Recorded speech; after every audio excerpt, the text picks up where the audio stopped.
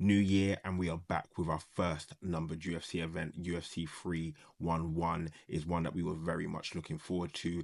A rematch between Islam versus Arman, the second fight between them, this time for the UFC lightweight championship. But that was not to be. We got breaking news that Arman would have to pull out due to an injury that he suffered, and in would step Renato Moicano. And so we have Islam versus Moicano, and what a fight it is going to be. Slightly diminished from Arman pulling out. I wouldn't even say slightly, more than slightly. It is a big loss to the card. However, Renato Moicano has been in good form himself, and so it is a challenger completely worthy for the title.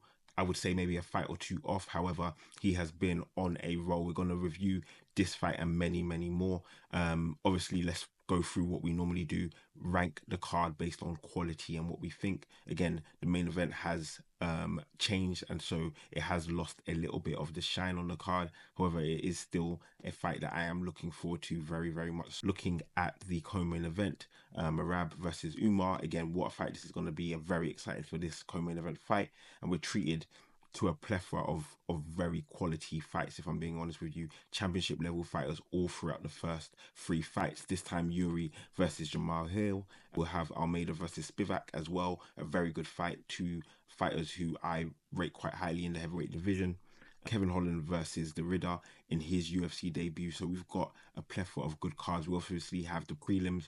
Tolbert, who will be in the headline for the prelims versus Barcalos, and again that's a fight that I am looking forward to. The rest of the card, no major stands out. I would say Grant Dawson, always enjoy his fights, always a game fighter as well, and then Perez as well, we know her antics. Outside of that, nothing major. Nakamura, from the last time I saw him, was impressed as well. A fight I will be looking at on the early prelims, but that's the majority of it. So I would say with the Arman fight, I probably would have ranked it a 8.59. I will say it's lost a little bit of its shine, but not too much. I'll probably say it was definitely a 9, if I'm being honest with you. Might have been pushing a 9.5, because those three fights at the top of the card are no joke. No joke at all. I would say now probably an 8, if I'm being honest with you. Still some great fights, and I'm excited for Moicano, a fighter I've been following for a very, very long time, but he is going up against his biggest challenge yet, Islam Makhachev, who has been a dominant champion. If he wins this and wins another one, obviously he was looking to take out Arman, maybe another fight after this, and he wants to be challenging for double champ status, which before, when he was saying it quite early on, I was very dismissive.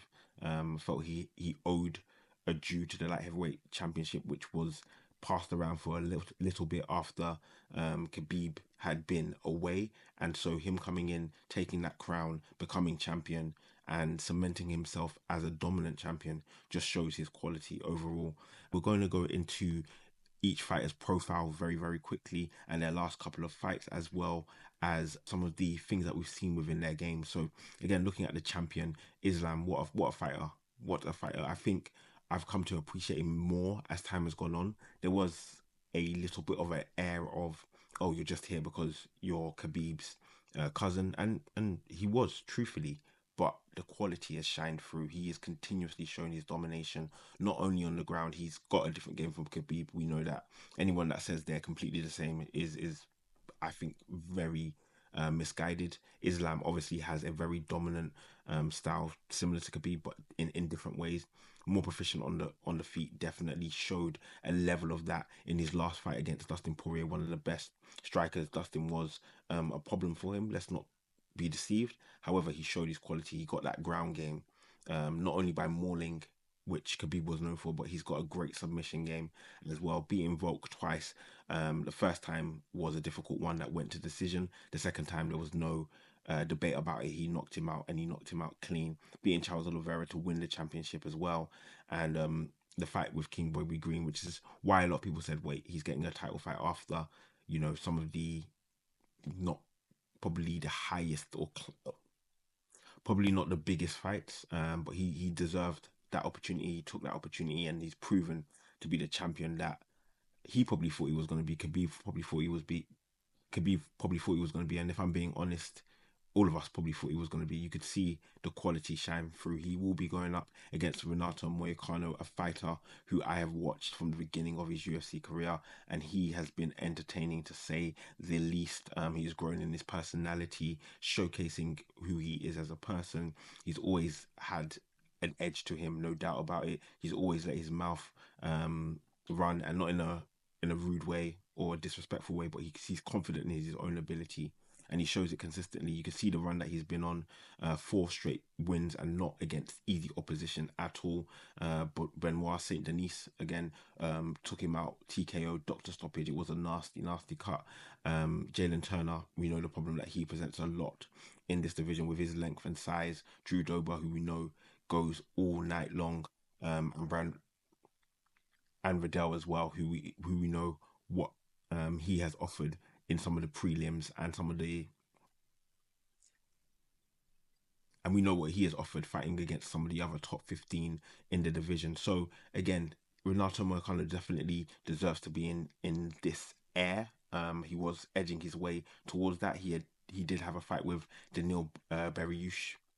He did have a fight with Daniil Berriush planned. That was going to be his fight, and I think after that fight, he would be one away from potentially challenging for the title. That fight has come soon, and is he ready? I think mentally, yes. Has he been given the time he needs? Probably no. But he presents a style and a mentality that could give Islam problems in the sense that he's not going to give up. He's not going to be an easy out. We know his quality. He has great ground game in his own right, great Brazilian jiu-jitsu, proficient on the feet as well, but he loves to be on the ground. And if they do get into some tussles, there could be some submission opportunities for him, no doubt about it. Looking at the stats very, very quickly, in terms of size, Moicano slightly edges it. Slightly older as well, got the bigger reach. On the ground, I'll give the edge to Islam. Obviously, so dominant there. Yes, he's not like Khabib, but he's got his own style. His proficiency with submissions as well cannot be denied. So him and Renato on the ground should be very, very good. On the feet, again, I think Islam has shown he's grown, and he's got that quality. And Renato is going to have to show this. I feel like this is going to be fought on the ground. I think there's going to be some really exciting exchanges on the feet. And Islam is taking this challenge as well. Let's not deny, as a champion, he could have said, "Yeah, I'm not fighting." Bump the co-main to main event and move the other fight to the co-main. And I don't think many people would have argued. You would have had Renato Moicano's fight with Dariush still there, but Islam is a fighting champion. He's shown that time and time again. And yeah, this is a fight that I'm definitely excited for. Again, I've got a soft spot for Renato Moicano. I cannot deny it. I've watched him throughout his UFC career. I love his personality. I love his fight game. I will say Islam is a big problem. My heart is like, oh, I want Renato Moicano to do the upset and underdog victory. However, Islam has been so dominant, and the quality of opposition he's beaten as well leads me to saying he's going to win this. I believe he should win it either by submission or knockout, probably in the third or fourth round. However, Moicano is not an easy out, and I can easily, not easily, I believe he has the ability to win. How much of a chance do I give him? I'd give him like a 20-25% chance if I'm being honest, but I want to see it. I like Islam. I've got respect for him, but I love Renato Moicano and his personality as well. And so that will be a great fight for us to watch. Next up, the co-main event, and it's got a lot bad blood. What can we say? Merab has climbed. He has climbed, and he deserves to be the bantamweight champion. He has honestly gone on a journey that not many could have. I don't want to misquote, but he's 10, 11 straight wins in the division. Absolute machine. He earns the name that he's given. That moniker is not just a nickname. It's who he is. He's a machine. He's relentless. He's non-stop. His ground game is non-stop. Umar Nurmagomedov is a problem. He is the prototype in terms of what the bantamweight division may be going to. The very, very well-rounded game that he has, proficient on the ground, proficient on the feet. An absolute problem where we've seen him. Has he fought the quality that Merab has fought? No. And Merab has had issue with that. Why are you fighting in my division? Why are you fighting for my belt when you haven't taken out the people that I've taken out? Very good fight against Corey Sanhagen. Showed his quality there against one of the most dangerous men in the division, no doubt about it. But you can understand to some degree Merab's frustration. I was actually getting annoyed with Merab. For me, I think he's one of the best fighters in the UFC, hands down. Mentality, ability, but more than anything, mentality. And so when he was pushing away this fight, I was a little bit disappointed because I understand where he's coming from, but I want to see him versus Umar. I want to see Merab versus Umar. We finally get it. Merab, again, we say he's been on an absolute tear. We see his quality beating Sean O'Malley for the belt. Absolutely dominated him. If we're being honest, Cejudo dominated him. Yarn dominated him. Aldo dominated him. A lot of decisions, but Merab is relentless, and that's why if you're gonna get him out, you've got to really be somebody. You've really got to be someone of high quality and high level. And Umar is that. This is just a small sample size of all the people that Merab has actually fought. Let's look at his whole win streak from the beginning of his UFC career. You can see the 2 losses that he experienced. He bounced back and he's on an absolute tear. Some of the names that we already called out, but Marlon Moraes, I remember that fight, really put his stamp on it. The fight against Stamen as well. There's just a big sample size which shows that Merab is an absolute problem. He dominates. He does dominate. You can see that. Is he going to take you out? Probably not. But he will dominate the fight and he will use his engine to win that. Umar, on the other hand, as mentioned, came off the win against Corey Sandhagen. What a win. Outside of that, has he fought the quality? I think this was his only, I know it's definitely his only top 10 fight. I think it's his only top 5. But what a win to have. To beat Corey Sandhagen shows his quality. He's got the pedigree. We see it.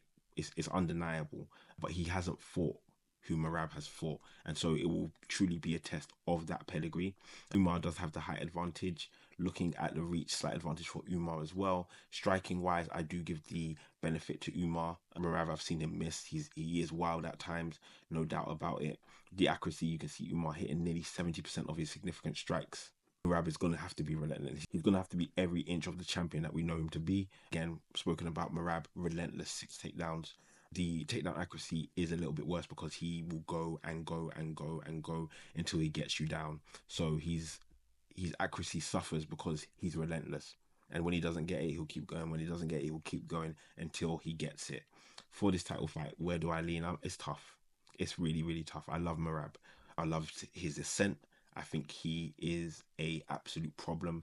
And I almost think to go against his win streak in the UFC is a little bit disrespectful, if I'm being honest with you. But Umar has the pedigree. My heart says Merab and my head says Umar. It's a difficult one. I'm gonna go for my guy. I'm gonna go for Merab just out of loyalty, out of wanting him to continue his ascent. But if I'm being realistic, Umar looks like the next champion. He looks to have the striking that will cause Merab enough of a problem where Sean should have caused him a problem, but he also has the ground game and the ability on the ground to cause Merab problems. But how well of a ground game does Umar have to match up with Merab's ferocity? That's the question for me as well, because I think on the feet, Umar will have his moments, definitely, and potentially dominate. But Merab is relentless, and if he can keep you on the ground, Umar could be in a world of problem. We did see it in a number of his other fights as well, that he's not completely untouchable. Moving on to the third fight that we spoke about, Jiri versus Jamahal Hill, and I'm looking forward to this one as well. Light heavyweight fight, both former champions, both fighters who are exciting, knockout power. Jiri has his unique style, his unique way of life. He is a little bit of a maverick in the UFC. I do enjoy his fights. He is reckless, in my opinion, to a fault.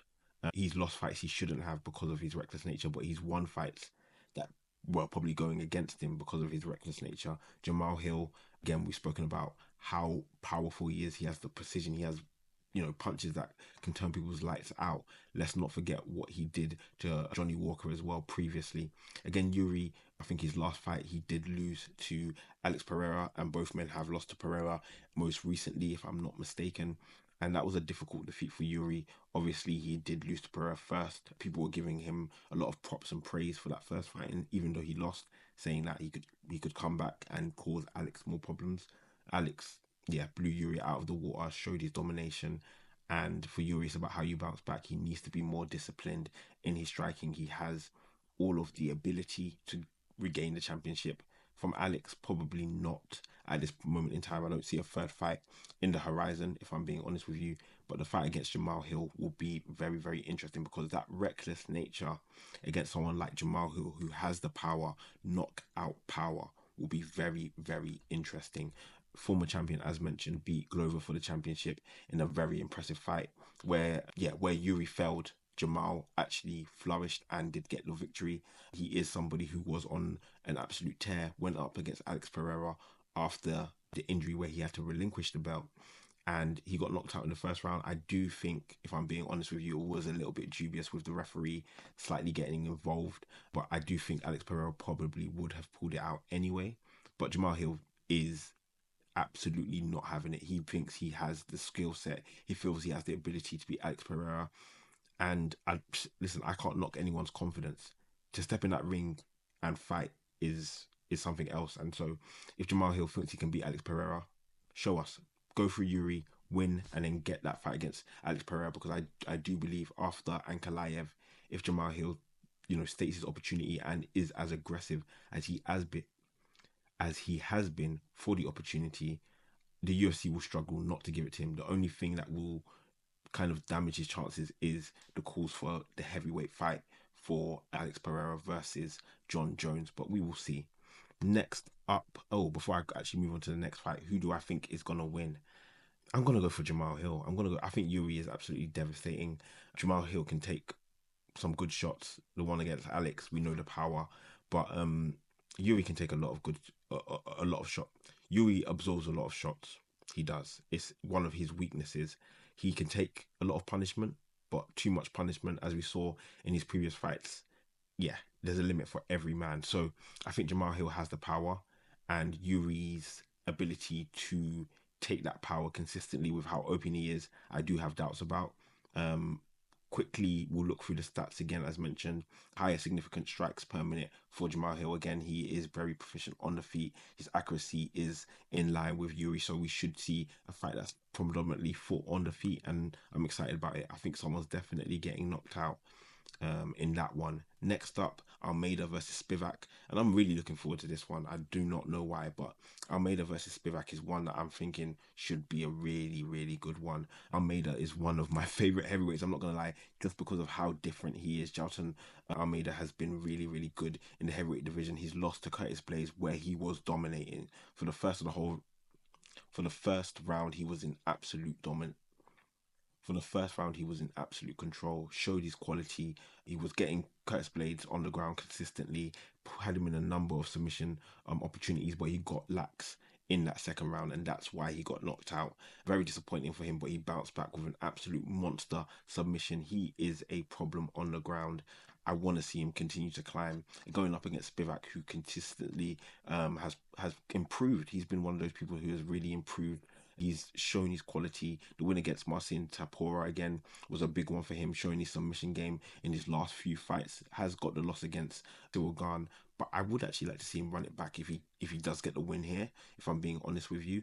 Some really good wins for Spivak, and he's always good to go. Again, we've spoken about the different nature of these two fighters. Not many who are really proficient with submissions or use them to the effect that these two do. Again, takedown average, you can see very high. This is going to be on the ground. I'm not saying solely on the ground, but Jailton, more than Spivak, will want this on the ground immediately. He's very, very active on getting people on the ground, and he's really good at it. Again, Spivak, I think, has potentially the better ground game. Spivak, I think, is more proficient on the feet, but Almeida, I think, is an absolute dynamo on the ground, and I'm giving it to him. I think he's going to be an absolute problem. And I'm giving it to Almeida. I think he's going to be an absolute problem. Spivak, again, I think is really improved and has really impressed me, if I'm being honest with you. So I will not discount his opportunity at all. He has all the skills to win this fight, but I'm going Almeida, and I'd love to see him up against some of the top 5 heavyweights sooner rather than later. Finally, on the main card, we have Kevin Holland versus The Ridder. This will be my first time actually watching Rene the Ridder outside of YouTube clips, so I'm looking forward to this one as well to kick off the main card. Kevin Holland, we know the man is all about making that money, making entertaining fights. He is on a little bit of an indifferent streak. If I was to break it down, I don't think he's really always here to win. He's here to make money. He's here to put on entertaining fights. But winning a title or getting to the top of his division doesn't seem to be Kevin Holland's way of progressing. He's essentially